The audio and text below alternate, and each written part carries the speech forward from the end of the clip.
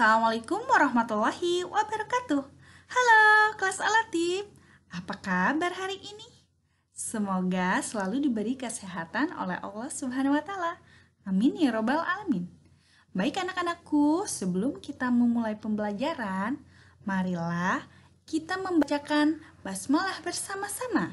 Bismillahirrohmanirrohim.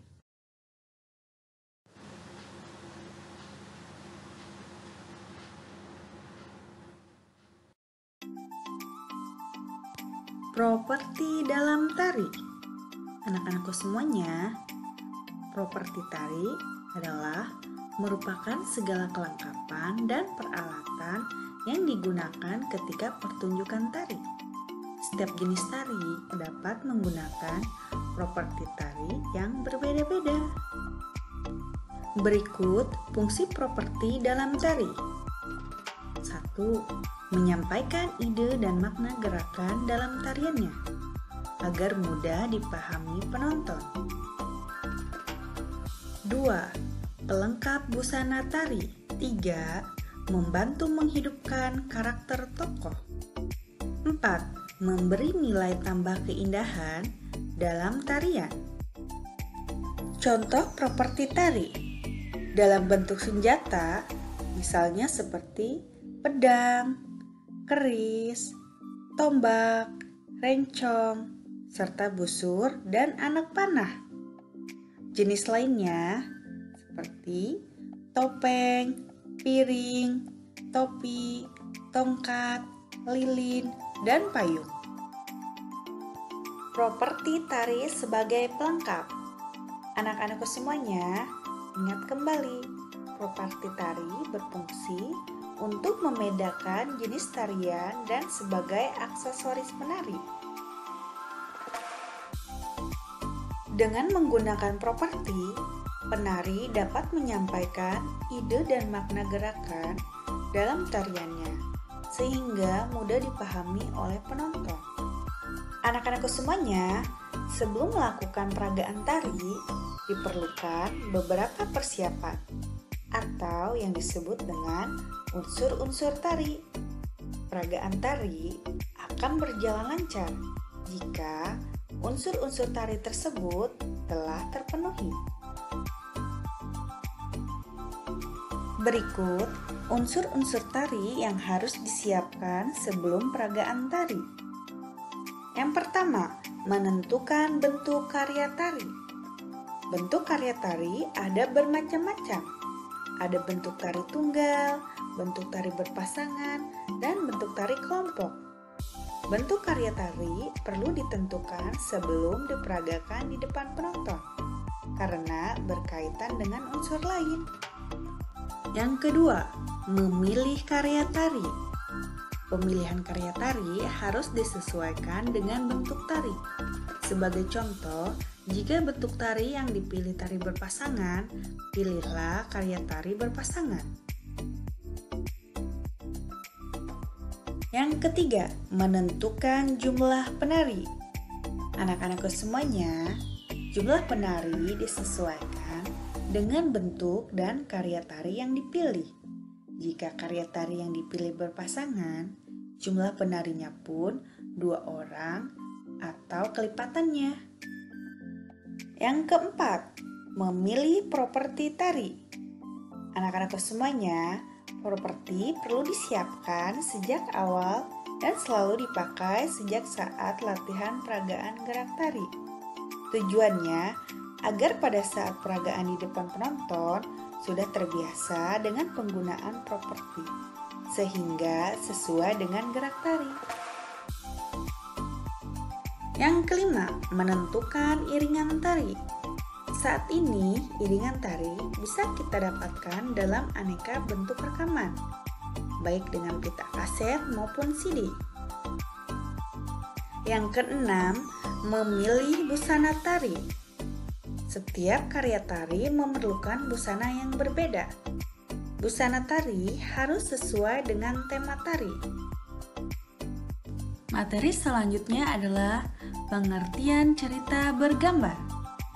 Anak-anak semuanya, cerita bergambar adalah cerita yang ditampilkan dengan menggunakan gambar. Terdapat beberapa unsur dalam cerita bergambar. Berikut unsur-unsur dalam cerita bergambar. 1. Parit. Parit adalah jarak yang ada di antara panel-panel dalam sebuah cerita bergambar. 2. Balon kata. Balon kata merupakan tempat meletakkan teks yang terdiri atas balon ucapan.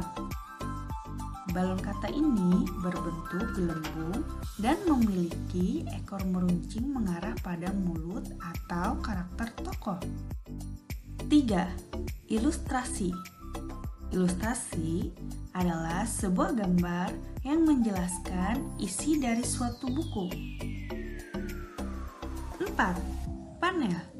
Panel merupakan kotak-kotak pada cerita bergambar yang berfungsi sebagai petunjuk umum untuk ruang dan waktu yang berisi kejadian utama.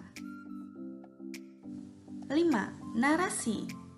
Narasi berisi keterangan tentang latar tempat, waktu, atau situasi. Anak-anak semuanya, cerita bergambar adalah cerita yang ditampilkan dengan menggunakan gambar. Ada beberapa langkah untuk membuat cerita bergambar.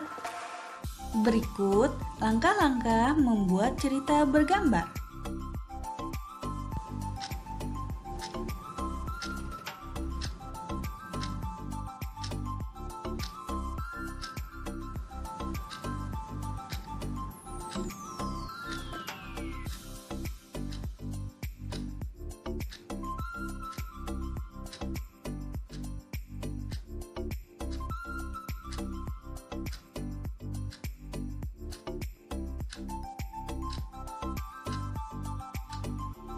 Selanjutnya, teknik pewarnaan. Gambar akan lebih menarik jika diwarnai. Mewarnai ilustrasi dapat dilakukan dengan teknik kering atau teknik basah. Berikut perbedaan teknik kering dan teknik basah. Teknik kering tidak memerlukan pengenceran air atau minyak. Ilustrasi dibuat langsung pada bidang gambar dengan membuat sketsa terlebih dahulu. Dapat diberi aksen garis atau warna sesuai dengan media kering yang digunakan. Contoh media kering, krayon, dan pensil warna. Selanjutnya, teknik basah. Memerlukan air atau minyak sebagai pengencer. Ilustrasi dibuat pada bidang gambar berupa kertas yang tebal atau kanvas. Dapat diberi warna sesuai media basah yang dipilih. Contoh media basah, cat air dan cat minyak. Anak-anak semuanya, berikut perbedaan hasil warna dengan teknik kering dan teknik basah.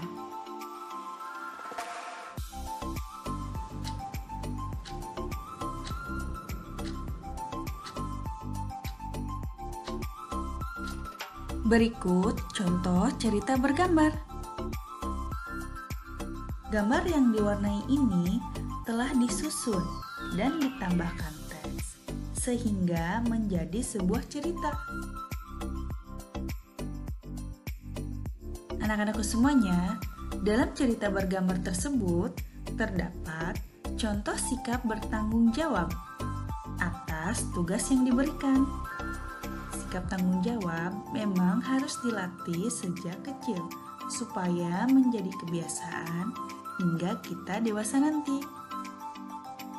Tanggung jawab adalah sikap yang harus kita miliki saat kita diberikan tugas dan melaksanakan tugas tersebut dengan sebaik-baiknya.